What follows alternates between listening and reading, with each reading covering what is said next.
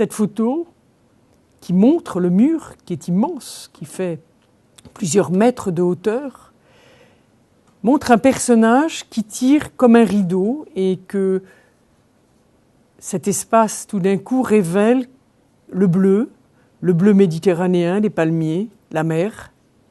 Or quand on est dans cette région, en effet, le ciel est bleu. Quand on est à Gaza, et dans la bande de Gaza, il y a 40 km de côte, donc de mer, donc l'espoir, l'avenir. Et puis quand on voit ce qui se passe aujourd'hui dans le monde, eh bien c'est vrai que c'est une levée de rideau. Je me dis que notre humanité et l'humain a bien du mal à construire la paix.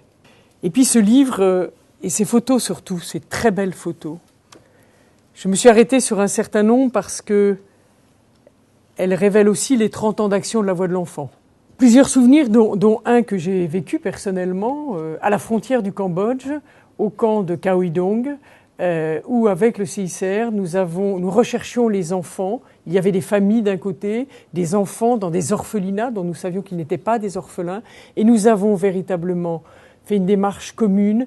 Et c'est là où on a pu s'apercevoir à quel point l'humanité pouvait être une force pour porter aide et secours à des familles, à des enfants.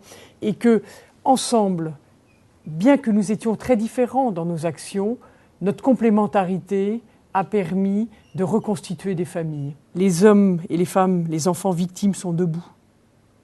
Ce qui nous montre bien, une fois encore, que nous pouvons, avec ceux qui souffrent, eh bien, reconstruire.